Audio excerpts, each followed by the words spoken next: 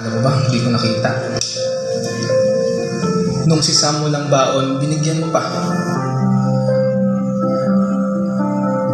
Pero nung gabing yon, ang balita'y na hold up ka.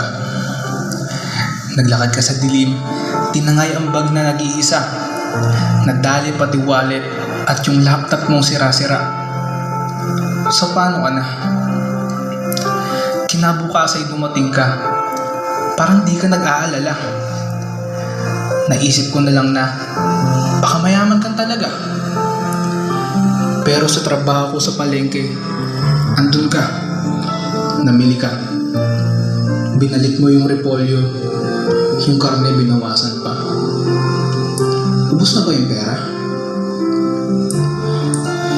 Minsan kung halata ang uniforme mong pinasadya, ang formal, disente, sobrang planchado talaga. Yung sapatos mong napakakintab may lihim pala. May medyas kang butas at yung uniforme mong dala nakapartible na, di ba? Ba't ganyan ka? Parang wala kang pakiramdam. Gutom ka na pero inuna mo pa si Sam. May problema ka rin pero ba't parang di mo alam? Lagi kang nakangiti kahit sikmura mo'y kumakalam. Ba't ka nagkukunwari? Akala mo ba di ko alam? Malabo man ang mata ko pero nakita ko yun, ma'am. Mga araw na nabibigatan ka, nakita ko yun, ma'am. Ang iyong pawis at pagod, nakita ko yun, ma'am. Mga luha mong itinago, nakita ko yun, ma'am.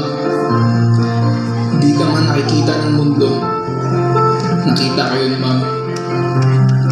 Iba ka. Kakaiba ka. Akala mo ba hindi ko alam? Nakikita namin yun, ma'am.